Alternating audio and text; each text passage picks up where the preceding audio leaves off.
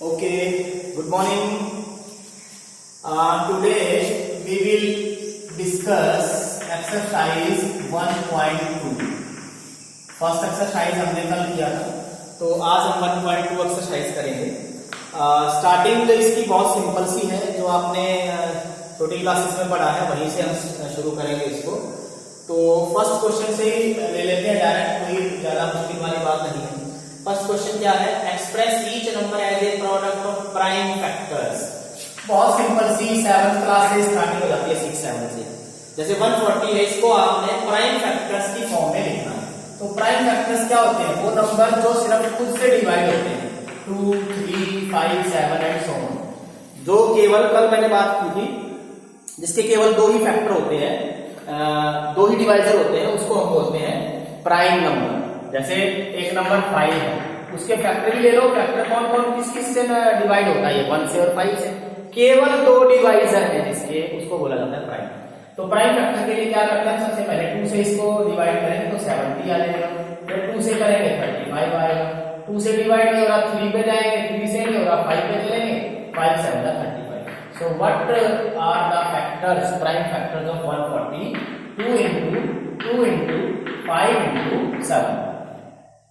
एक स्टेप और ज्यादा क्या कर सकते हैं, क्योंकि ये 2 जो है 2 टाइम्स आ गया, 2 बार आ गया है, तो इसको हम 2 स्क्वायर लिख सकते हैं, into 5 into 7।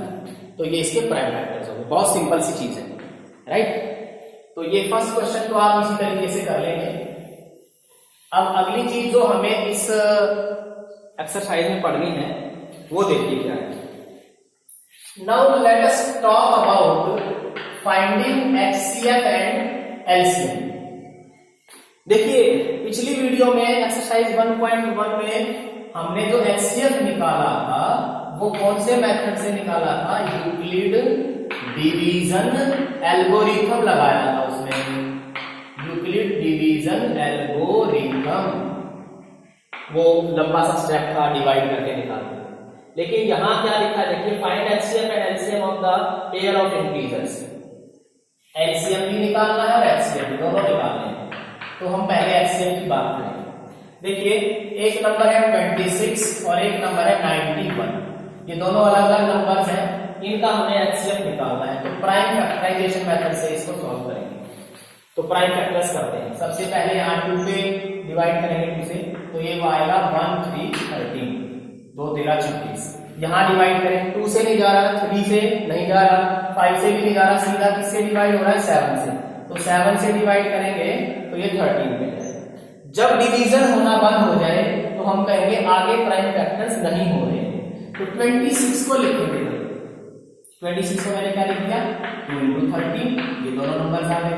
ऐसे तो 91 है, उसको भी हमने लिख दिया 7 into 13। अब बात आई एचसीएफ की, कि एचसीएफ कैसे लिखा जाए। एचसीएफ देखो कैसे लिखेंगे। एच का मतलब है हाईएस्ट, सी का मतलब है कॉमन, ये आपने छोटी क्लासेस में पढ़ा ही है। Highest, C for common, right, common, और F for factor, highest common factor. तो कैसे लिखते हैं? सबसे पहली बात जो है ना, मेन चीज, वो है कॉमन वाली। ये कौन सा नंबर ऐसा तो दोनों जगह आ रहा है, तो ये चेक करिए। 13 यहां भी है, 13 यहां भी है, तो एचसीएफ में 13 तो आएगा, राइट? यहां भी 1 पावर है, यहां भी, तो 13 इसमें कॉमन है, तो 13 आएगा एचसीएफ। 2 और 7 कॉमन नहीं है, यहाँ 7 नहीं है, यहाँ 2 नहीं है, यानी कि 13 कॉमन है केवल, तो वही हमारा आंसर है। तो 13 इज द एचसीएफ। अब बात करते हैं एक दूसरा जो हमें निकालना है, एलसीएम। तो एलसीएम में क्या करते हैं? एलसीएम में भी क्या होगा, जो क्योंकि कॉमन वर्ड तो यहां भी है, राइट? तो इसमें क्या करेंगे कि 13 तो यहां भी लिखा जाएगा। अब सेम पावर है, इसलिए दोनों जगह आ रहा है। नहीं तो अगर आगे और क्वेश्चन में देखेंगे, अगर पावर डिफरेंट हो तो उसमें चेक करेंगे कैसे एचसीएफ एलसीएम लिखने होते हैं। सेम नंबर है, 13 यहां भी आएगा क्योंकि कॉमन वर्ड आया है, 13 यहां भी आएगा क्योंकि यहां भी कॉमन आया, तो 13 दोनों में कॉमन है। लेकिन एलसीएम में कुछ भी आपने छोड़ना नहीं होगा, जो बच गए हैं नंबर्स वो भी लिखने होते हैं। तो 2 भी और 7 भी, यहां दोनों नंबर्स लिखे जाएंगे एलसीएम में। एचसीएफ में केवल कॉमन आता है, कॉमन जो दोनों जगह है, और एलसीएम में कॉमन तो आएगा ही आएगा, साथ में जो नंबर्स बच गए हैं वो भी आएंगे 2 और 7। तो इसको मल्टीप्लाई करेंगे 13 इंटू 7 टू 14, 14 किया 42, 14 एकम 14 और 4 18। तो ये आ गया हमारा एलसीएम और ये था हमारा एचसीएम। एक चीज और लिखी है इसी क्वेश्चन में इसने कि वेरीफाई करो। क्या वेरीफाई करना है? देखो वेरीफाई करने के लिए क्या बोला इसमें, एक फॉर्मूला है। अगर हम किन्हीं दो नंबर्स का एचसीएफ भी निकालें और एलसीएम भी निकालें तो क्या है, उन दोनों नंबर्स की प्रोडक्ट के इक्वल आएगा। मतलब एचसीएफ देखो कितना आया हमारा क्वेश्चन में 13, एलसीएम कितना आया है 182। फर्स्ट नंबर कौन सा था? फर्स्ट नंबर अभी बिठा दिया मैंने, तो फर्स्ट नंबर था 26 और सेकंड नंबर था 91। तो इनको दोनों को मल्टीप्लाई करें, यानी कि देखो क्या करना है, एक तरफ तो एलसीएम और एचसीएफ को मल्टीप्लाई कर दो और दूसरी साइड क्या करना है, फर्स्ट और सेकंड नंबर जो होते हैं उनको मल्टीप्लाई कर दो, उनकी प्रोडक्ट ले लो। तो जैसे ही हम इन दोनों को मल्टीप्लाई करेंगे हमारा आंसर सेम आएगा। करके देख लेते हैं एक बार। 182 को 13 से गुणा करें, 13 दूनी 26, 13 8 104 और 2 106, 13 1 13 और 10 23। तो ये तो आ गया 2366। अब यहाँ मल्टीप्लाई करिए 91 को 26 से, 6 6 9 का 54, 2 और 80, 6 6 और ये 2366। तो यहाँ लिख दीजिए इनकी प्रोडक्ट। तो चेक करिए दोनों साइड सेम आंसर आ रहा है। तो ये एक रूल है कि दो नंबर्स का एचसीएफ निकालिए, ठीक है, उनका एलसीएम भी निकालिए और उन दोनों एचसीएफ एलसीएम को मल्टीप्लाई कर दीजिए और उन दोनों नंबर्स को भी मल्टीप्लाई कर दीजिए। दोनों का जो प्रोडक्ट है वो सेम आने वाला है। तो ये वेरीफाई हो गया, राइट। तो ये एक पार्ट हमने इसका किया, एचसीएफ और एलसीएम कैसे निकाला जाता है और कैसे इस रूल को, इस रिलेशन को हम वेरीफाई करेंगे। HCF into LCM is equal to first number into second number. Okay, आगे चलिए एक और क्वेश्चन लेते हैं। 336 एंड 54। देखो इसको भी सॉल्व करते हैं और इसका भी निकालते हैं एचसीएफ। सबसे पहले 2 पे गया, राइट, थोड़ा सा इसको 2 16 32 2 8 16, ये 2 पे गया, 2 8 गया 2 4, 2 42 पे गया, 2 21 पे गया, 3 7 जा, राइट।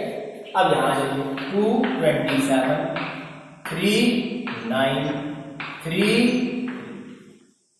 तो 54 के फैक्टर्स किए, इधर 36 के किए, ठीक है। अब देखिएगा, पहले हम लिखेंगे 336 के क्या फैक्टर्स आए। देखो 2 2 2 2 4 बार आया है तो 2 रेज़ टू दी पावर 4 लिखेंगे। तो 2 रिपीट्स 4 टाइम्स, 4 बार आया है। 3 कितनी बार आया है? ओनली 1। और 7 भी एक ही बार आया है। उस तरफ 54 को लिखें, 2 उसमें केवल सिंगल टाइम आया है, सिंगल पावर। 3 को चेक करें, 3 बार आया है, 3 3 3 3 बार आया है। तो इसको हम पावर की फॉर्म में लिख लेते हैं। ये 7th क्लास में भी हमने पढ़ा है, 7th ग्रेड में। अब देखिए एचसीएफ कैसे निकालेंगे। सबसे पहले मैंने बात की कि भाई कॉमन छांटना है। देखिए 2 2 दोनों जगह 2 आ रहा है, लेकिन अब पावर अलग अलग है। पिछले क्वेश्चन में सेम पावर थी इसलिए लिख दिया था, डिफरेंट पावर है। यहाँ 2 की पावर 1 है, यहाँ 2 की पावर 4 है। इस वाले में जब हाईएस्ट कॉमन फैक्टर की बात करते हैं तो हम छोटी पावर लेते हैं, है वर्ड हाईएस्ट, लेंगे छोटी पावर, राइट। क्योंकि कॉमन देखिए ना, 2 की पावर 1 यहां भी आ रहा है, इसके अंदर 2 की पावर 1 होती है, लेकिन इसके अंदर 2 की पावर 4 नहीं होती है। ये छोटी पावर, इसलिए छोटी पावर इसमें दी जाती है। तो एचसीएफ में कौन सी पावर लिखेंगे? 2 की पावर 1 कॉमन है, लेकिन छोटी पावर लिखी जाएगी। अब 3 पे आ जाइए, 3 भी दोनों जगह है, ये भी आएगा। तो 3 की छोटी पावर कौन सी है? 1, तो ये हमारा 1 पावर है। अब 7 पर आइए, 7 तो यहाँ है ही नहीं, तो 7 हमारे एचसीएफ का हिस्सा नहीं होगा। 7 नहीं आएगा एचसीएफ क्योंकि ये चीज यहाँ पर है ही नहीं। तो कितना आ जाएगा? 2 into 3 6 इसका एचसीएफ आ जाएगा। Now let us talk about LCM. बहुत सिंपल है। एलसीएम की बात करें, देखो ये चीज कॉमन नजर आ रही है, लेकिन यहाँ एलसीएम में बड़ी पावर आती है। ध्यान रखें, एच उल्टा है, एचसीएफ में छोटी पावर और एल में वर्ड आता है लीस्ट या lowest common multiple, least common multiple, इसका मतलब कम होता है लेकिन पावर ज्यादा लेनी है, उल्टा है। तो इसमें ज्यादा पावर है तो 2 की पावर 4 आएगी। ऐसे 3 की पावर ज्यादा कौन सी है, 3 आएगी। अच्छा, एक और मैंने बात बताई थी, एलसीएम में जो फैक्टर्स बच जाते हैं, कॉमन नहीं है, वो भी एलसीएम में आते हैं। एचसीएफ में वो नहीं आते, एलसीएम में सभी नंबर्स आते हैं जो बच गए। जैसे 7 है, एक ही पावर है 7 की, वो भी आएगी। छोड़ना नहीं है कुछ भी एलसीएम में, कॉमन तो आएंगे, कॉमन वाली में बड़ी पावर और जो बच गए वो भी लेंगे। तो ये कितना होगा, 2 की पावर 4 का मतलब तो 2 को 4 बार मल्टीप्लाई करेंगे, 3 को 3 बार मल्टीप्लाई करेंगे तो 27 और ये 7, इनको मल्टीप्लाई करो, 16 सत्ते 112, 16 दूनी 32 और 11 43, और मल्टीप्लाई किया 7 से, 7 दूनी 14, 7 या 21, 21 और 1 22, 7 के 28, 28 और 2 30। तो ये तो आ गया हमारा एलसीएम और ये आ गया एचसीएम। अब वो फार्मूला जो हमें वेरीफाई करना है वो देख लीजिए क्या था, वेरीफाई कर देते हैं। पहला हमारा नंबर है 300, पहले एचसीएफ लिखिए, फार्मूला क्या वेरीफाई करना है, HCF into LCM is equal to first number into second number. First जो एचसीएफ है वो आया 6, जो एलसीएम है वो आया 3024, और जो फर्स्ट नंबर है वो था हमारा 336, और जो सेकंड नंबर था वो था 54, सेकंड नंबर वाज 54, राइट। तो इसको मल्टीप्लाई करेंगे, 6 चौके 24, 6 दूनी 12 और 2 14, 6 तिया 18, इधर भी मल्टीप्लाई करके लिखिए, मल्टीप्लाई करेंगे, 4 6 24, 4 तिया 12 और 2 14, 4 तिया 12 और 1 13, 5 6 30, 5 तिया 15, 3 18, 5 तिया 15 और 1 16, 4 4 8 और 3 11, 16 17 और 1 18, 18144, राइट। तो देखिए दोनों साइड सेम आ रही है, इसका मतलब ये फॉर्मूला, ये रिजल्ट क्या हो गया है, वेरीफाई कर दिया, दिस इज वेरीफाइड। ओके, तो इस तरीके से हम एचसीएफ और एलसीएम निकाल पा रहे हैं। फिर भी कोई प्रॉब्लम है, आप इंडिविजुअली प्रॉब्लम पूछ सकते हैं ग्रुप में अपने नाम से कि ये कोई प्रॉब्लम आ रही है।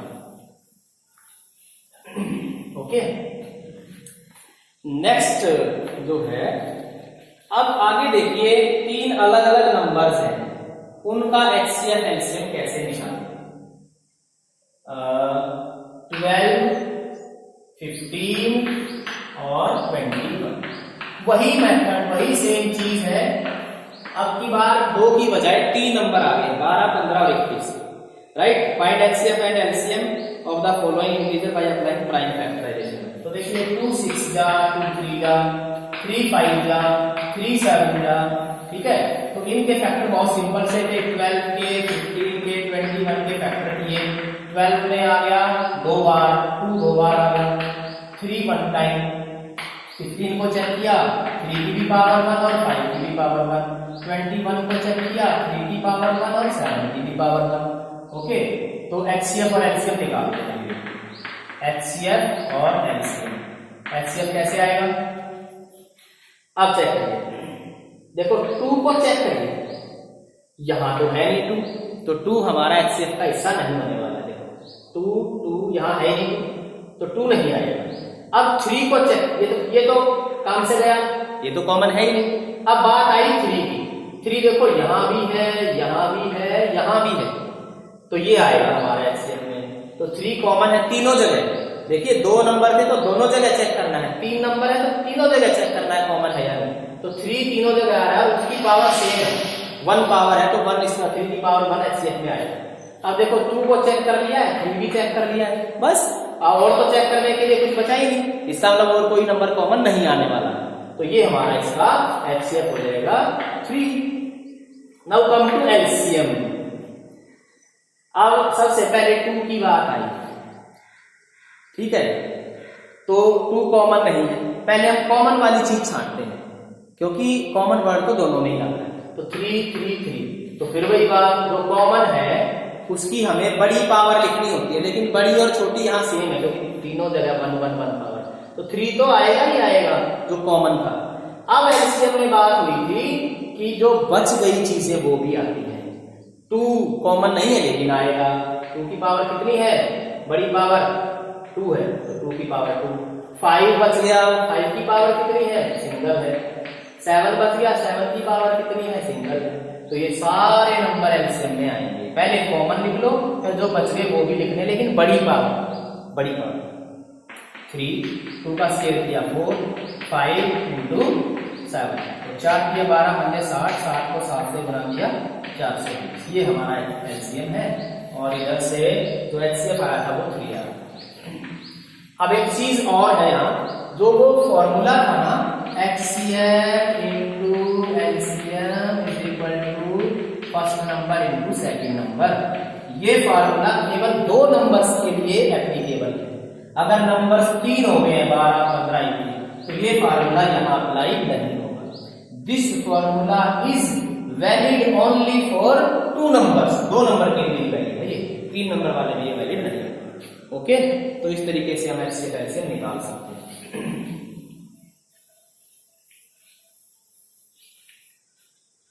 Okay, now come to question number 4। बहुत सिंपल सी चीज है। क्या दे रखा है, देखिए क्वेश्चन नंबर 4 पर आइए। HCF of numbers 306 and 657, this is 9। कहता है फाइंड LCM, ब्रैकेट में वही नंबर लिखे हैं 306 and 657। बहुत सिंपल सा 1 लाइन 2 लाइन का क्वेश्चन है। देखिए क्या होगा इसमें, कहता है 2 नंबर्स हैं, उनको आप इसने ना ब्रैकेट में लिख दिया कि इन दोनों नंबर्स का HCF 9 है और इन दोनों नंबर्स का LCM आपने निकालना है। अब देखिए नंबर्स पता है, HCF भी पता है, LCM नहीं पता, LCM निकालना है। तो वो फार्मूला हम अप्लाई करेंगे। We know that HCF into LCM is equal to first number multiplied by second number. तो HCF देखो कितना है 9, LCM we have to find out, तो लिखना है इसका LCM। फर्स्ट नंबर क्या है 306, सेकंड नंबर क्या है 657। तो LCM कैसे निकलेगा, इज इक्वल टू 306 इंटू 657, और जो ये 9 है ये अपॉन में आएगा 9, इसको कैंसिल करिए, 9 सत्ते 63 और 9 दिया 27, तो इन दोनों को आप मल्टीप्लाई कर देना 306 और 73 को, ये आपका आंसर आ जाएगा। बहुत सिंपल है। ऐसे ही अगर HCF निकालना होता और LCM गिवन होता तो भी ऐसे निकलता, या कई बार ऐसे भी आ जाता है ये भी पता है, ये भी पता है, फर्स्ट नंबर पता है, तो सेकंड नंबर कैसे निकलेगा, तो यहां से ये वाला नंबर नीचे आ जाएगा। कहने का मतलब 4 चीजें हैं, HCF, LCM, first number, second, कोई 3 नंबर दे देगा इनमें से और चौथा वो पूछ सकता है। तो इस तरीके से हम इस फार्मूले को अप्लाई करके ये इजीली निकाल सकते हैं। Okay, right. अब इस चैप्टर, इस एक्सरसाइज की अगली जो बात हम पढ़ने जा रहे हैं बहुत इंपॉर्टेंट है, जो कि है fundamental theorem. Fundamental theorem of arithmetic. बहुत इंपॉर्टेंट चीज है जो हम पढ़ने जा रहे हैं, और आसान है, उतनी ही आसान भी है। Fundamental theorem of arithmetic. देखिए क्या कहते हैं कि कोई भी नंबर आप लीजिए और उसके फैक्टर करिए, तो उसके प्राइम फैक्टराइजेशन का एक ही तरीका होता है। शुरू हम एक एग्जांपल से करते हैं। मान लीजिए मैंने नंबर ले लिया 24 के हमने फैक्टर किए ऐसे करके, right. These are the factors of 24। Prime है 2 आएगा और 3 आएगा, तो 24 को कैसे लिखा जा सकता है 2 into 2 into 2 into 3। These are the factors, prime factors of 24। अब कोई बच्चा कहता है कि सर मैं तो पहले 3 से डिवाइड करूंगा, ओके 3 8 जा 24, फिर 2 पे जाएगा, फिर 2 पे जाएगा, ऐसे आ जाएगा। तो उस बच्चे ने किया तो क्या आया 3 into 2 into 2 into 2। What is the difference between these two? Same, क्योंकि मल्टीप्लाई में तो ऑर्डर मैटर करता ही नहीं। 2 3 बार है, यहाँ भी 3 बार है, 3 1 बार है, यहाँ भी 3 1 बार है। एक तीसरा बच्चा कहता है कि सर मैं पहले 2 से किया 12 आया। फिर मैं बीच में 3 से करूंगा, ओके नो प्रॉब्लम, यहाँ ये आ गया। तो 24 को तीसरे बच्चे ने कैसे फैक्टराइज किया, 2 into 3 into 2 into 2। तो यहाँ भी देखिए वही 3 बार आ रहा है 2, और 3 केवल एक ही बार आ रहा है। तो 3 अलग अलग तरीके से किया गया, अलग अलग दिख रहा है, लेकिन फैक्टराइजेशन का ऑर्डर इसमें मैटर नहीं करता। 2 पहले आ रहा है, 3 पहले आ रहा है, 3 बीच में आ रहा है, ये जैसे यहाँ 3 बीच में आ गया, इससे कोई फर्क नहीं।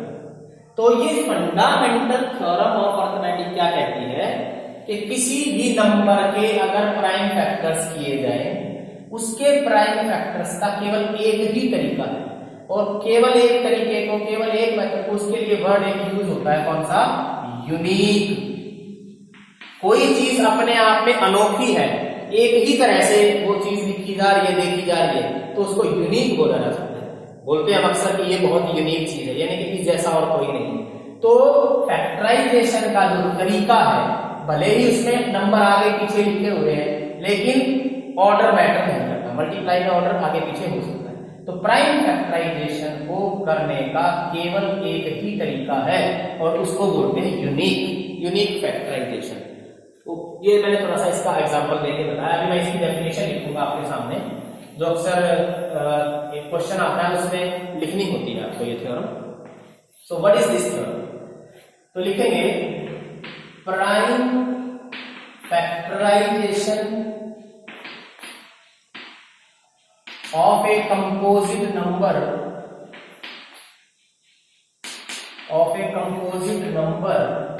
Is unique. Prime factorisation of a composite number is unique. एक साथ में क्या चीज लिखनी है, apart from the order in which prime factors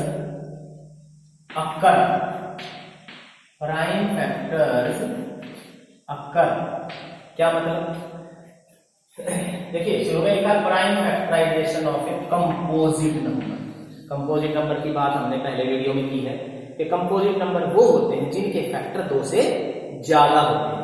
2 से ज्यादा फैक्टर, क्योंकि 2 फैक्टर होंगे तो प्राइम हो जाता है, प्राइम पे तो हम फैक्टर ही नहीं कर पा रहे। तो कंपोजिट नंबर होना चाहिए, यानी कि वो दूसरे नंबर से डिवाइड होना चाहिए। तो किसी भी कंपोजिट नंबर की जो प्राइम फैक्टराइजेशन होती है ना, वो क्या होती है, वो यूनिक होती है। अभी हमने 3 एग्जांपल करे, आगे पीछे जो है हम लिख सकते हैं, कोई उसमें फर्क नहीं पड़ेगा। तो prime factorisation of a composite number is unique. ये क्या चीज लिखी है साथ में कॉमा लगा के, अपार्ट फ्रॉम द ऑर्डर, मतलब ऑर्डर मैटर नहीं करता, ऑर्डर को छोड़ दीजिए, आगे पीछे लिखे हुए इन विच द प्राइम फैक्टर्स अकर, कि प्राइम फैक्टर किस फॉर्म में, किस ऑर्डर में आगे पीछे लिखे हुए हैं, इस बात से कोई फर्क नहीं पड़ता। तो हम इसको कहेंगे कि प्राइम फैक्टराइजेशन जो होता है किसी भी कंपोजिट नंबर का, वो यूनिक होता है। राइट, दोबारा देख लीजिए, prime factorisation of a composite number is unique apart from the order in which prime factors occur, के इस बात से कोई फर्क नहीं पड़ेगा कि ऑर्डर क्या है फैक्टर्स का आगे पीछे, जैसे 2 और 3 लिख दिया या 3 और 2 लिख दिया, इस बात से कोई फर्क नहीं पड़ता। बात तो एक ही, आना तो 6 ही है यहाँ पे और यहाँ पे, ठीक है।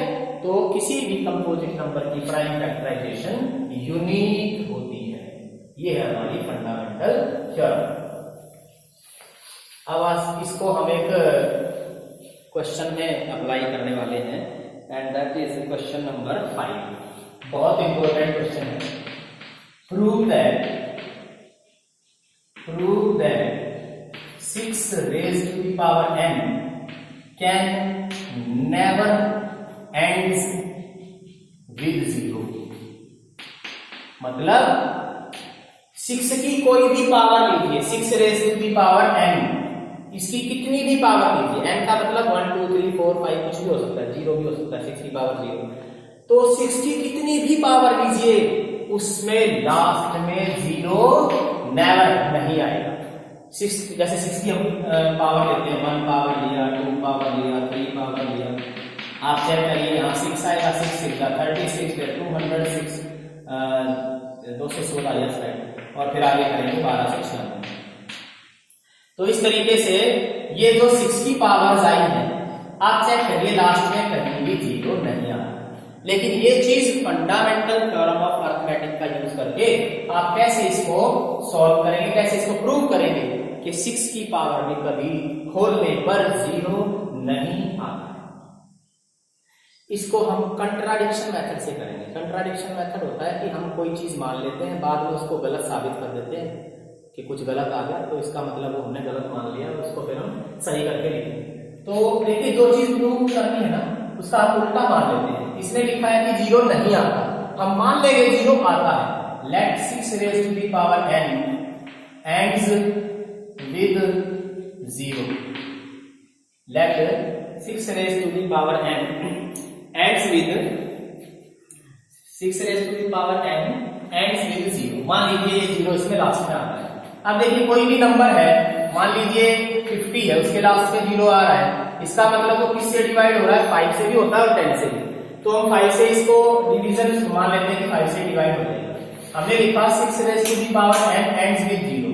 Therefore यहां लिखेंगे 5 is a factor of 6 raised to the power n, यानी कि 5 इसका फैक्टर होगा। ठीक है, 5 is a factor of 6। देखिए, कोई पावर है, अगर उसको बिना पावर के लिखेंगे उसका भी फैक्टर कहलाएगा। तो इसका मतलब क्या हुआ? 5 is a factor of 6। लेकिन अगर हम 6 के फैक्टर करके देखें तो 6 के फैक्टर क्या होते हैं? केवल प्राइम फैक्टराइजेशन अगर चेक करते हैं तो 2 और 3 होते हैं। लिखेंगे हम यहां, but 6 has only prime factors. कौन से इसके प्राइम फैक्टर होते हैं? केवल 2 and 3। यानी कि 6 के जो प्राइम फैक्टर है ना वो केवल 2 ही होते हैं, 2 और 3। लेकिन हमने यहां लिख दिया कि 5 इसका फैक्टर है। ओके, तो ये उल्टा हो गया एक तरह से। हम यहां चेक करें कि 6 के फैक्टर्स में तो 5 आता ही नहीं है, लेकिन ऊपर हम लिख रहे हैं 5 is a factor of 6। तो हम यहां क्या लिखेंगे? therefore by fundamental theorem of arithmetic,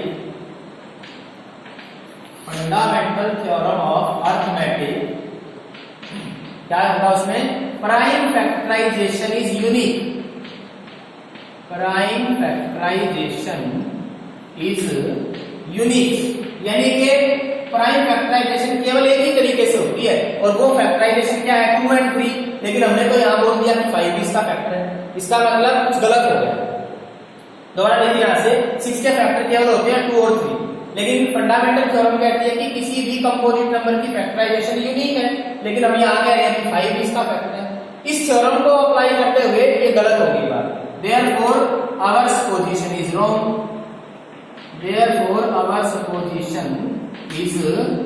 गलत मान लिया हमने कुछ। ठीक है, ये जो चीज मान ली शुरू में हमने की, इसके लास्ट में 0 आता है, ये गलत हो। therefore 6 raised to the power n, तो उसका सही करके उसको लिख दीजिए can never ends with 0। ये इसका कंप्लीट सॉल्यूशन। मुश्किल नहीं है। दोबारा देख लीजिए, मान लीजिए 6 की पावर n में लास्ट में 0 आता है, जिसके लास्ट में 0 आएगा वो 5 से डिवाइड हो जाएगा। तो 5 is a factor of 6 raised to the power n। Power हटाएंगे तो भी फैक्टर कहलाएगा 5। तो 5 is a factor of 6। लेकिन 6 के प्राइम फैक्टराइजेशन अगर हम करते हैं तो 2 और 3 इसमें आता है, but 6 has only prime factor 2 and 3।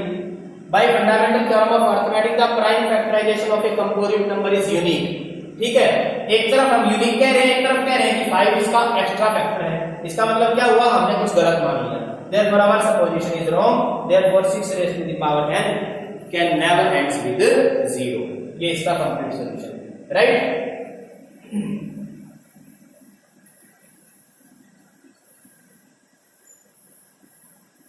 इससे रिलेटेड 2 छोटे क्वेश्चन और हैं, वो एक बार मैं करा देता हूं जल्दी से। क्वेश्चन नंबर 6 लिखा है, देखिए क्या है? 7 into 11 into 13 plus 13। ठीक है, क्या है कि एक्सप्लेन करना है कि ये कंपोजिट नंबर है तो क्यों है। Explain why this is a composite number. Check करिए, देखिए यहां से यहां तक तो ये मल्टीप्लाई है, तो ये 1 2 3 टर्म, इसको एक ही टर्म माना जाएगा अगर मल्टीप्लाई करते हैं, और दूसरी टर्म हमारी 13 है। ठीक है, अब ये वाला नंबर दोनों जगह आ रहा है तो ये कॉमन आ जाएगा। Let us take 13 as common. तो कॉमन लेंगे तो यहां से ये 2 नंबर बच गए, 7 into 11। 13 तो बाहर आ गया, 1 लिख सकते हैं यहां पर।